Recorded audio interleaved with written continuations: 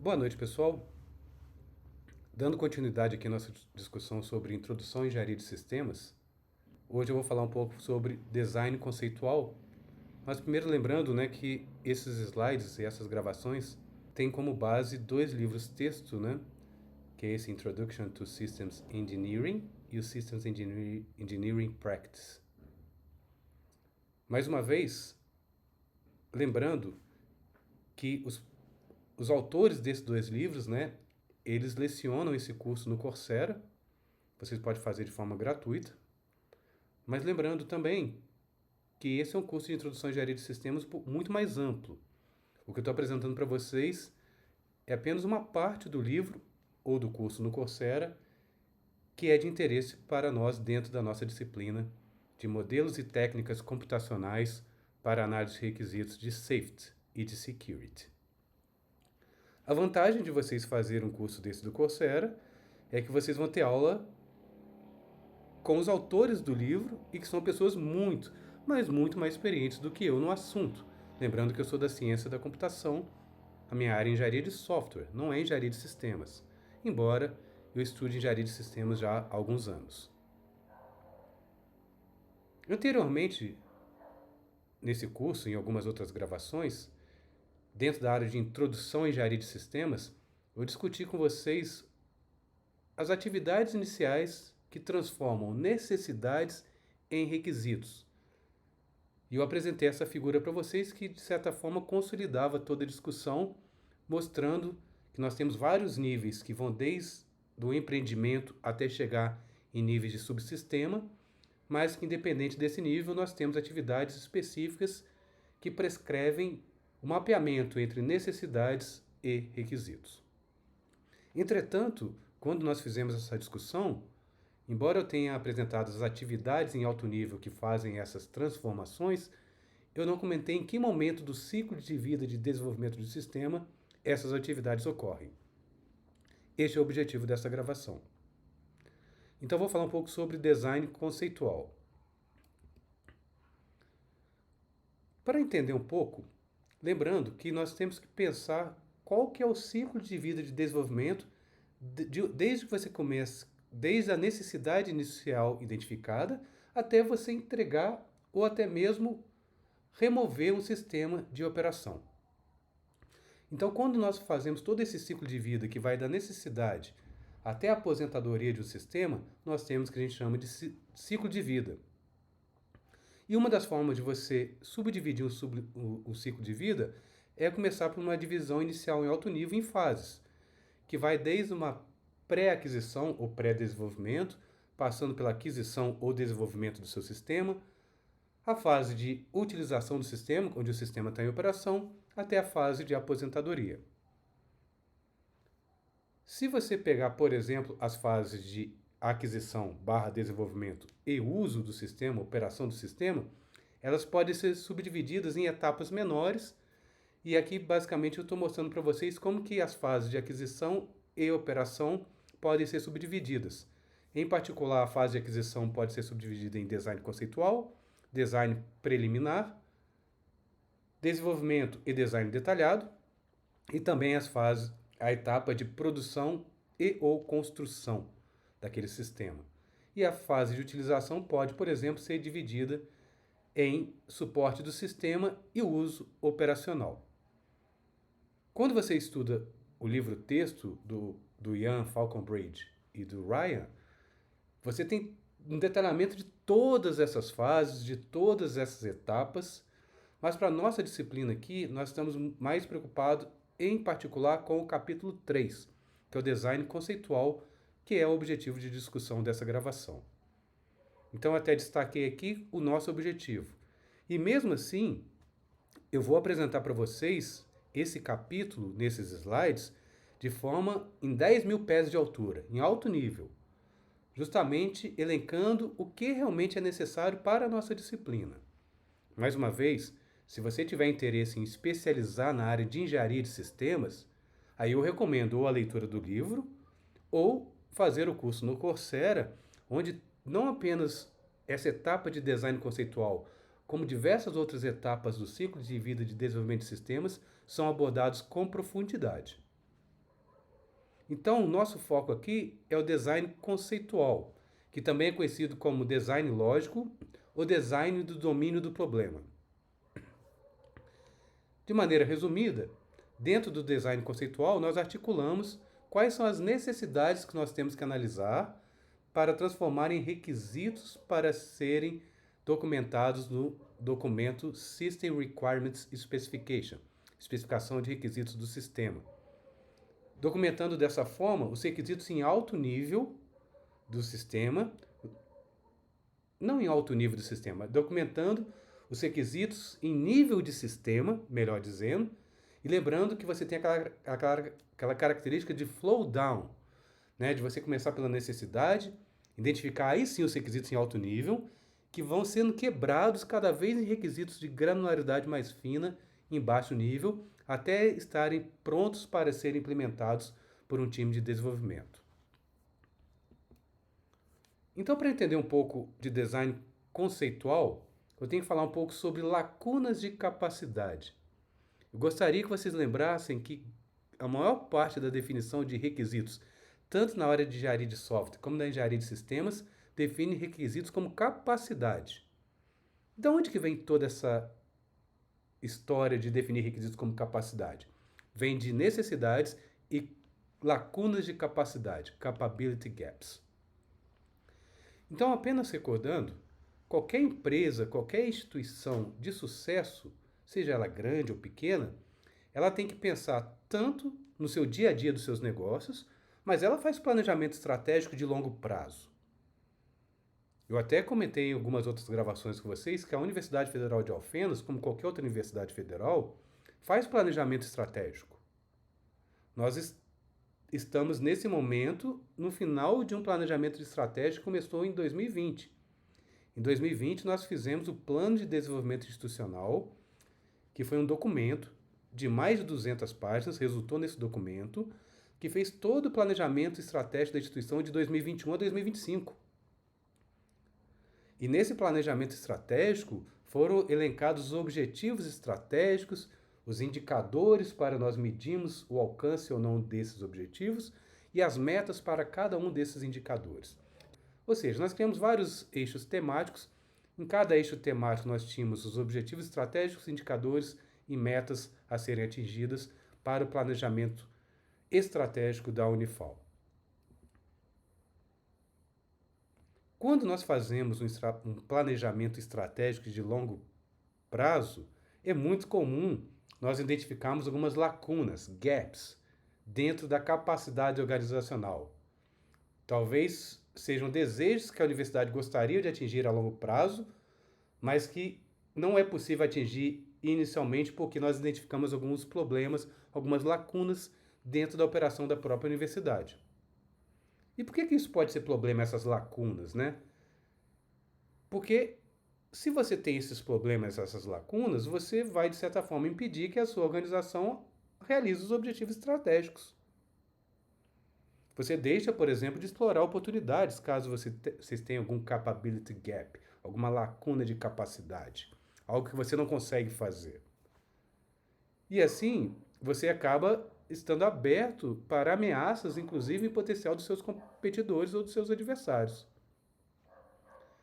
Talvez uma definição do capability gap, que seria essa lacuna de capacidade, seria essa diferença, essa discrepância entre as capacidades de um sistema no momento atual e as necessidades e capacidades que estão desejáveis.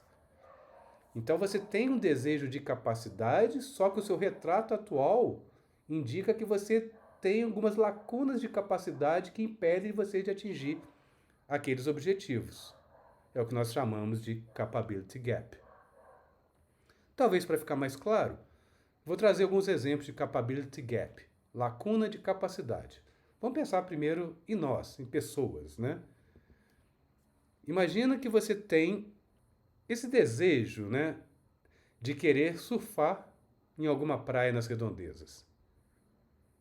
Você pode ter esse desejo, mas você tem aquela capacidade ou você tem um capability gap? Ou você tem uma lacuna que impede você realizar esse desejo? Por exemplo, você tem uma prancha de surf? O carro que você vai para a praia tem aqueles suportes no teto, né, para você transportar a prancha? Você tem a habilidade necessária para surfar? Observe que nós temos capability gaps.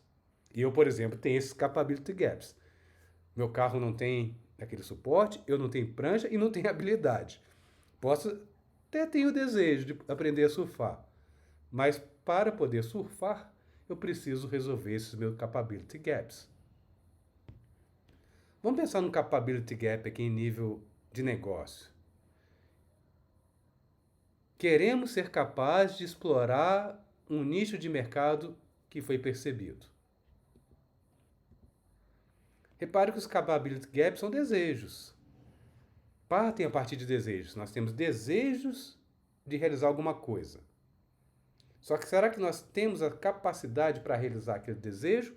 Ou nós temos que trabalhar no capability gap para aí sim, com essa capacidade, poder realizar aqueles nossos desejos? Vamos pensar agora no capability gap em nível governamental. Gostaríamos de ser capazes, esse é um desejo, de aperfeiçoar o serviço de saúde e o serviço de transporte.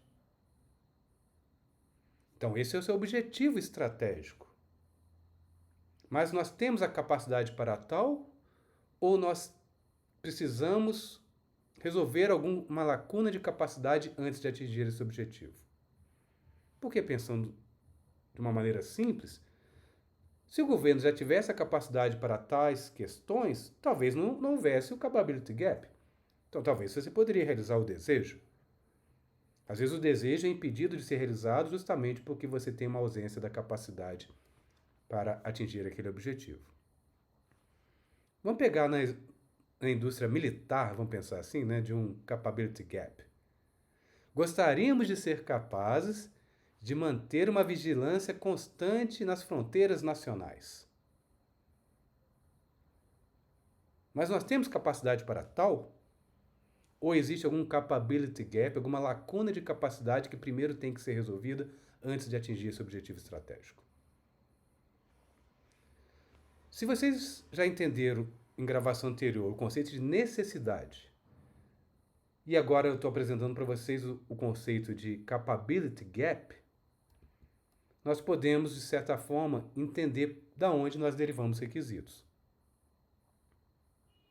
Então, identificar uma lacuna de capacidade, e se nós considerarmos que essa lacuna é importante o suficiente para tomarmos ações para estabelecer um objetivo estratégico, a partir desse momento nós estamos realmente não apenas sonhando com a realização de um objetivo estratégico, mas identificando qual que é a lacuna que nós temos que atacar para a realização desse objetivo.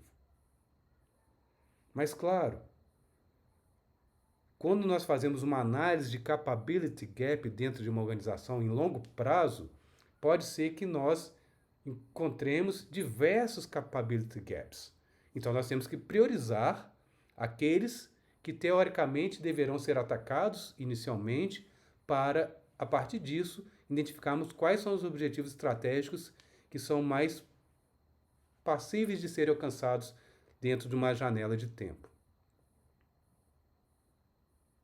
Se nós tivermos alguns capability gaps que não podem ser atacados em determinado momento, que não tem alta prioridade, talvez a gente vai dar um nível menor de prioridade e talvez atacar esse capability gap dentro do momento adequado. Se vocês entenderam essa discussão, nós estamos prontos para iniciar a etapa de design conceitual dentro do ciclo de vida de engenharia de sistemas. Porque como que nós amarramos então tudo? Basta então você lembrar que uma necessidade, quando está associado com um gap, com uma lacuna de capacidade que seja crítica, ou seja, que seja priorizada, constitui o início do ciclo de vida de engenharia de sistemas. Mais especificamente, é nesse momento que nós começamos a etapa chamada design conceitual. O legal dos livros textos que estão sendo usados para essa gravação, conforme eu discuti com vocês no início, é que para cada uma dessas etapas, os autores criaram processos com passo a passo de atividades que vocês devem realizar em cada um desses estágios. Por exemplo, esse estágio de design conceitual, os autores destrincharam inicialmente em 5 atividades, que vão do C1 até a atividade C5. Eu já vou alertar vocês que no livro e no curso no Coursera, cada uma dessas atividades são subdivididas em atividades menores. Por exemplo, C3.1. E mais ainda, C3.1.1, C3.1.2, C3.2, C3.2.5. Ou seja, os autores fizeram um trabalho hercúleo de pegar cada um desses estágios do ciclo de vida e desenvolvimento de sistemas, da engenharia de sistemas, e para cada uma dessas etapas, eles formalizaram processos em nível de detalhe que prescreve atividades de alto nível, em nível inferior e inclusive em terceiro nível, o que na engenharia de software nós normalmente falamos em atividades, tarefas e passos. E cada uma dessas atividades, os autores identificavam os responsáveis por executar essas atividades, os atores responsáveis, quais são os artefatos de entrada para cada uma das atividades e quais são os artefatos de saída para cada uma dessas atividades. Se vocês gostam de processo, vocês vão adorar os livros que eu apresentei no início dessa gravação. Porque eles são livros que, de certa forma, destrincham a área de engenharia de sistema, o ciclo de vida de desenvolvimento de sistema em processo. Então, a etapa de design conceitual, por exemplo, eles começam com a primeira atividade, que é definir as necessidades de negócio e os requisitos. Quando você desempenha essa atividade, você produz o Business Needs and Requirements. São as necessidades e requisitos de negócio, que normalmente são armazenados nos documentos Preliminary Life Cycle Concept and Documents. Nos documentos de conceito do ciclo de vida preliminar da engenharia de sistemas. E também no Business Requirements Specification, documento de especificação de requisitos do negócio. Então, observe que cada atividade produz alguns artefatos de saída. A atividade 2, ela define os requisitos e necessidades dos stakeholders. Qual é o artefato de saída? Stakeholders Needs and Requirements. Requisitos de necessidades dos stakeholders. Aí eu tenho, inclusive, os termos aqui, né? Life Cycle Concept Document. Documento de conceitos do ciclo de vida e documento de especificação de requisitos de stakeholders. Na atividade 3, nós definimos os requisitos do sistema. Então, observe que no processo, a gente começa lá de necessidade de negócio, necessidades e requisitos de negócio, vai para necessidade e requisitos de stakeholders e começa a ir para requisitos de sistema, que é quando vocês começam a criar um documento rascunho de especificação de requisitos do sistema. Lembrando que quando você tem os requisitos em nível de sistema, você está mais preparado para entregar para os desenvolvedores de sistema para poder desenvolver aquela solução, seja de software ou seja de sistema. A atividade C4 é fazer o design em nível de sistema. É onde você justamente cria o documento de requisitos de sistema, que você depois faz uma validação através das reuniões de revisão de design, gerando o que a gente chama de Functional Baseline, o baseline funcional inicial do seu sistema. Quando você termina todas essas atividades, nós passamos para a próxima etapa da fase de aquisição e desenvolvimento de sistema, que é chamado design preliminar. Então, de maneira mais rápida, vamos falar um pouquinho aqui sobre cada uma das atividades dessa parte inicial de design conceitual. Então, conforme eu disse, né, a primeira atividade é definir, né, requisitos e necessidades de negócio. A segunda atividade é definir requisitos e necessidades de stakeholders. A terceira atividade define requisitos de sistema. É nessa atividade, por exemplo, que nós identificamos requisitos funcionais e não funcionais. Lembrando que os requisitos funcionais estão associados com as regras de negócio, com os algoritmos, né? Indica o que o sistema tem que fazer, né? E os requisitos não funcionais estão muito atrelados com a qualidade do serviço, né? Ou seja, o seu sistema é uma junção de requisitos funcionais e não funcionais, conforme nós discutimos, inclusive nas gravações sobre a área requisitos de software do SUIBOC. A atividade 4 está associado com a síntese em nível de sistema.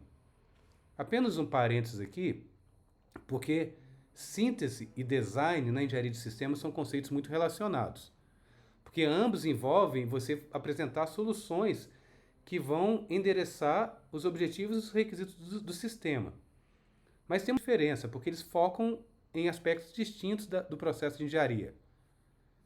Síntese, por exemplo, é um aspecto crítico do processo de design, que está focando mais em decisões arquiteturais de alto nível e na integração do seu sistema.